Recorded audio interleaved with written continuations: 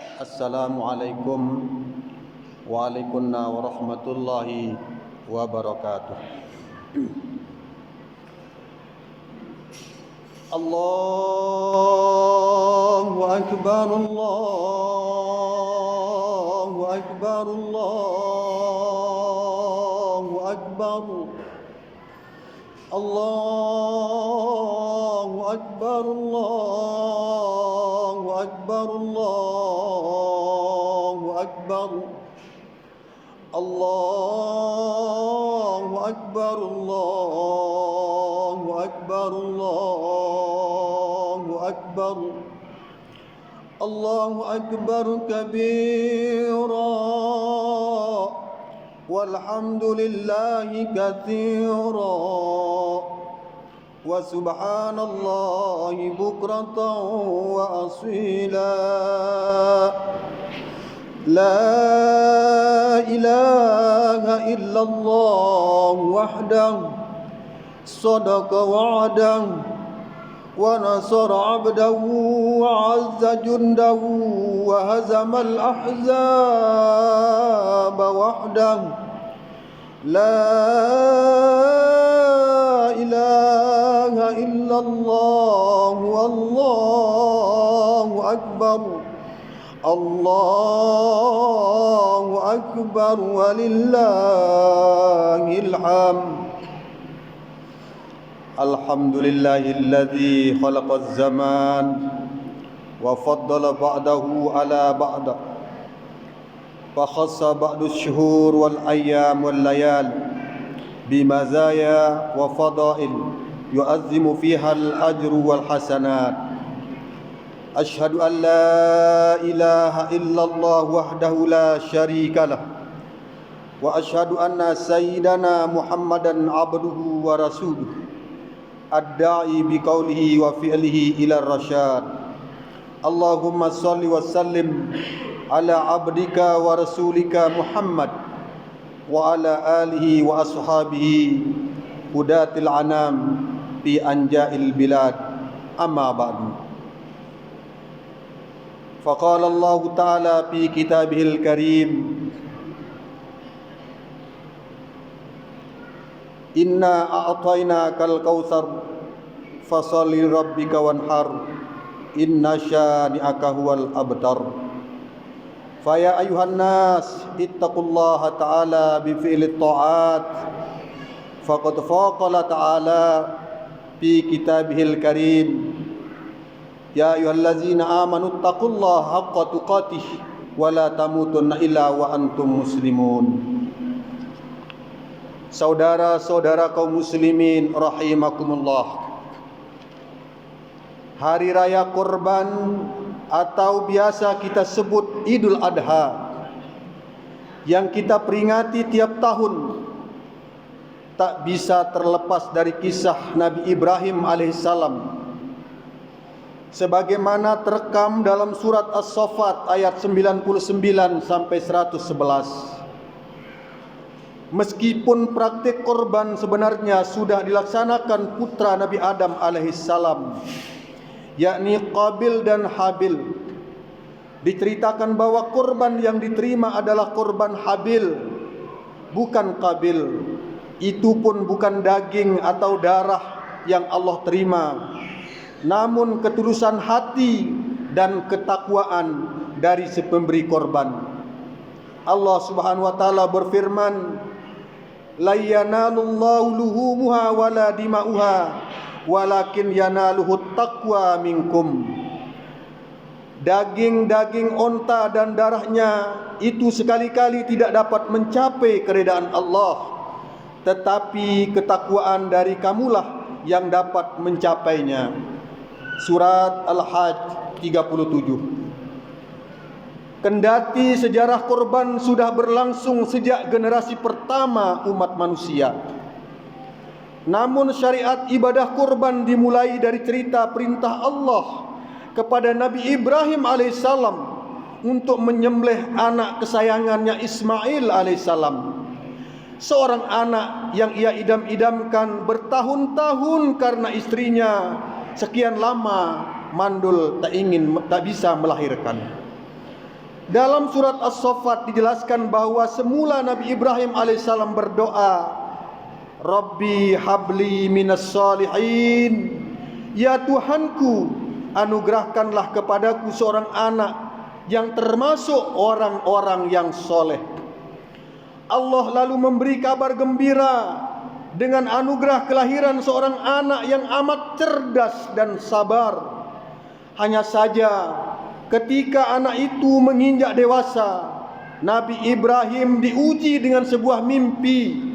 Ia berkata, wahai anakku, dalam tidur aku bermimpi berupa wahyu dari Allah Subhanahu wa taala yang meminta aku untuk menyembelihmu.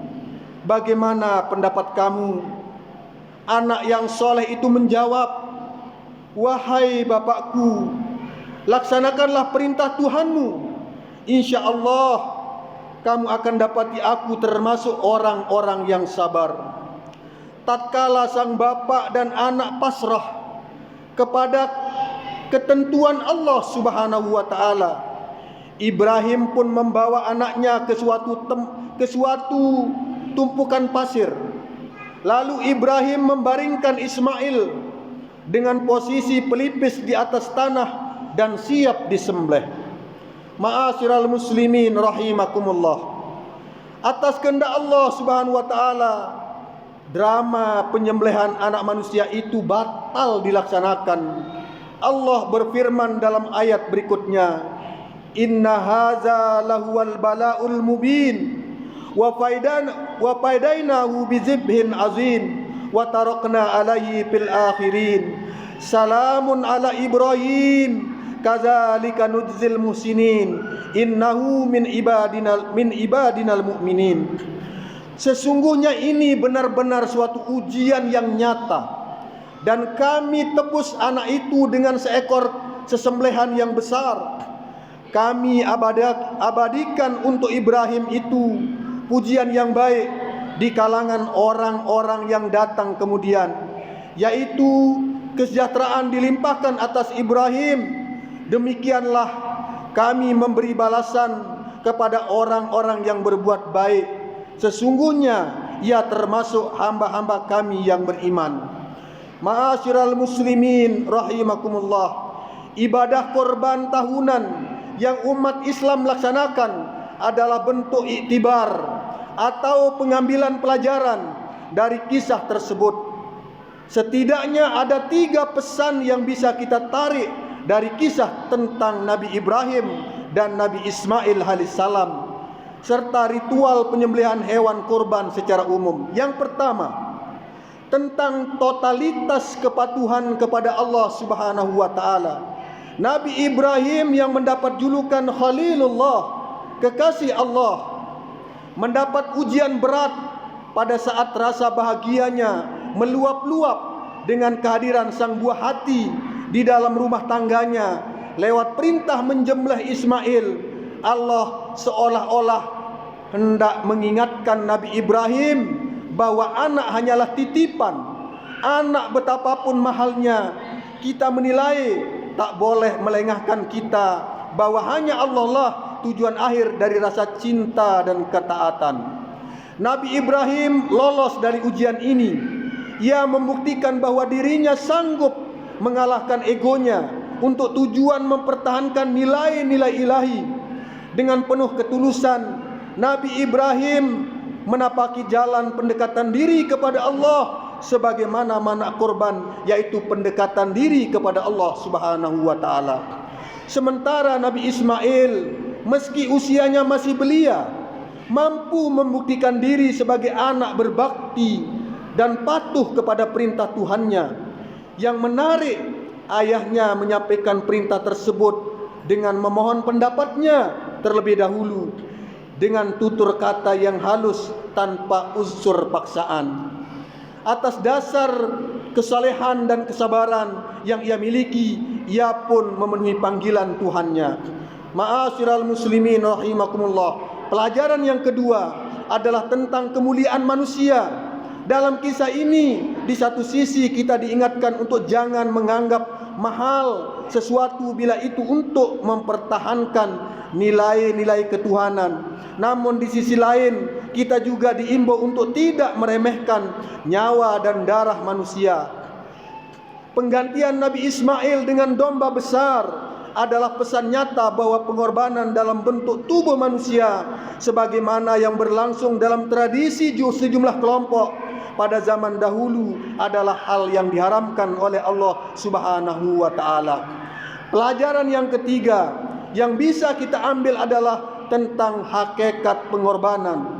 Sedekah daging hewan korban hanyalah simbol dari makna korban yang sejatinya sangat luas, meliputi pengorbanan dalam wujud harta benda, tenaga, pikiran, waktu dan lain sebagainya. Pengorbanan merupakan manifestasi dari kesadaran kita sebagai makhluk sosial. Bayangkan bila masing-masing manusia sekedar memenuhi ego dan kebutuhan sendiri tanpa peduli dengan kebutuhan orang lain, alangkah kejamnya kehidupan ini. Orang mesti mengorbankan sedikit waktunya, misalnya untuk mengantre dalam sebuah loket penjualan tiket, bersedia menghentikan sejenak kendaraannya saat lampu merah lalu lintas menyala, dan lain-lain sebagainya. Sebab keserakahan hanya layak dimiliki oleh binatang. Disinilah perlunya kita menyembelih ego kebinatangan kita untuk menggapai kedekatan kepada Allah Subhanahu wa taala. Karena esensi korban adalah solidaritas sesama dan ketulusan murni untuk mengharap keridaan Allah Subhanahu wa taala. Saudara-saudara kaum muslimin rahimakumullah, bisa jadi setiap kita adalah Ibrahim, dan setiap Ibrahim mempunyai Ismail. Ismailmu mungkin hartamu, Ismailmu mungkin mobilmu, Ismailmu mungkin rumahmu, Ismailmu mungkin tanah pekaranganmu, Ismailmu mungkin pekerjaanmu, Ismailmu mungkin jabatanmu, Ismailmu mungkin gelarmu. Ismailmu adalah sesuatu yang engkau sayangi dan kau pertahankan di dunia ini. Maka apapun yang ada di dunia ini yang kau cintai dan engkau sayangi dan engkau miliki, janganlah menjadikan kamu lalai terhadap cintamu kepada Allah Azza wa Jalla. Saudara-saudaraku kaum muslimin rahimakumullah, semoga kita bisa banyak mengambil pelajaran, karena hidup ini adalah belajar.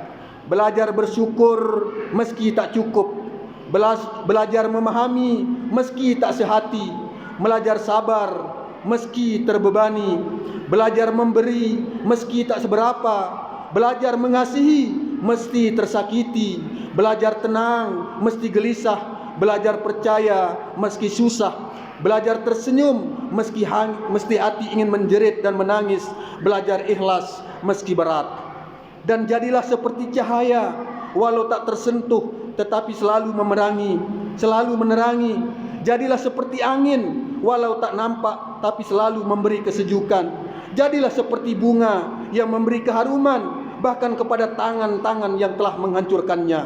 Jadilah seperti ikan di lautan yang tubuhnya tetap tawar meski tempatnya airnya asin. Jadilah seperti padi, semakin berisi semakin merunduk. Hadirin hadirat jamaah salat Id rahimakumullah, sebelum kita akhiri khutbah ini, marilah kita sama-sama berdoa kepada Allah Subhanahu wa taala.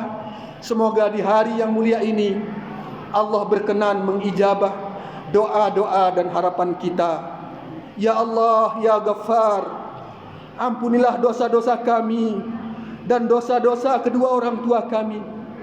Limpahkanlah cinta dan kasih sayang-Mu kepada mereka berdua, sebagai mereka telah merawat dan menyayangi kami dengan penuh cinta dan kasih sayang.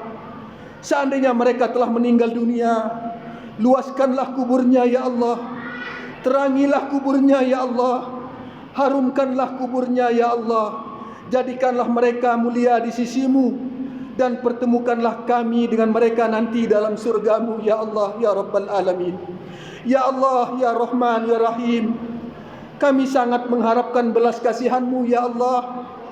Hidup kami buntu tanpa petunjuk-Mu, hidup kami gelap tanpa cahaya-Mu, hidup kami berat tanpa pertolongan-Mu, hidup kami sulit tanpa kemudahan-Mu, hidup kami hanya tiada tempat kami bersandar, hanya kepadamu ya Allah.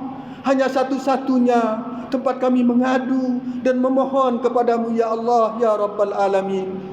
Ya Allah, ya Razzaq, luaskanlah dan lapangkanlah rezeki kami. Sekiranya rezeki kami masih di perut bumi, maka keluarkanlah ya Allah. Sekiranya masih tergantung di langit, maka turunkanlah ya Allah. Sekirakan jauh, maka dekatkanlah ya Allah. Sekiranya sulit, maka mudahkanlah ya Allah. Dan sekiranya haram, maka halalkanlah ya Allah. Ya Allah, ya Wahhab, berikanlah kesempatan kepada kami untuk bisa berumrah dan berhaji. Untuk bisa berumrah dan berhaji. Panggillah kami menjadi tamu-tamumu ya Allah, sebelum engkau memanggil kami untuk kembali kepadamu selamanya. Rabbana atina fid dunya hasanah wa fil akhirati hasanah wa qina azabannar. Barakallahu li wa lakum fil Qur'anil azim wa nafa'ani wa iyyakum bima fihi minal ayati wa zikril hakim.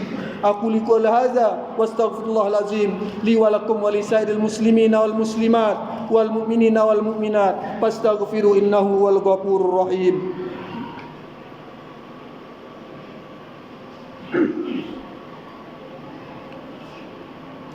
Allahu akbar, Allahu akbar, Allahu akbar, Allahu akbar, Allahu akbar, Allahu akbar, Allahu akbar, walillahil hamd. Alhamdulillahi ala ihsanihi wa syukru lahu ala taufiqihi. Asyhadu an la ilaha illallah wahdahu la syarikalah wa asyhadu anna sayyidana Muhammadan abduhu wa rasuluh adda'i ila ridwanihi.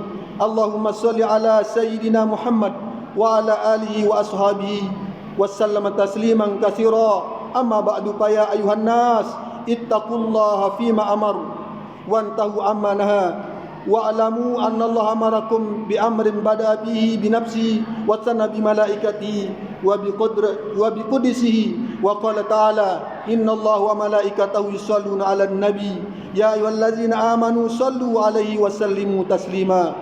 Allahumma shalli ala sayyidina Muhammad wa ala ali sayyidina Muhammad wa ala anbiya'ika wa rusulika wa malaikatil muqarrabin. Wardallahu anil khulafa'ir rasyidin Abi Bakr wa Umar wa Utsman wa Ali wa an baqiyatis sahabati ajma'in wa tabi'in wa tabi'it tabi'in lahum bi ihsan ila yaumiddin. Allahumma ighfir lil muslimina wal muslimat wal mu'minina wal mu'minat al ahya'i minhumul amwat innaka qaribun mujibud da'wat wa ya qadiyal hajat. Rabbana atina fid dunya hasanah wa fil akhirati hasanah wa qina azabannar wa adkhilnal jannata ma'al abrar ya aziz ya ghaffar ya rabbal alamin. Rabbana zalamna anfusana wa illam taghfir lana wa tarhamna lanakunanna minal khasirin. Ibadallah, innallaha ya'murukum bil 'adli wal ihsan wa ita'i dzil qurba wa yanha 'anil fahsya'i wal munkari wal baghi ya'idukum la'allakum tadhakkarun. Fadhkurullahal azima yazkurkum washkuru 'ala ni'amihi yazidkum wa la dzikrullahi akbar wallahu ya'lamu ma tasna'un. Assalamu alaikum wa alaikumussalam warahmatullahi wabarakatuh.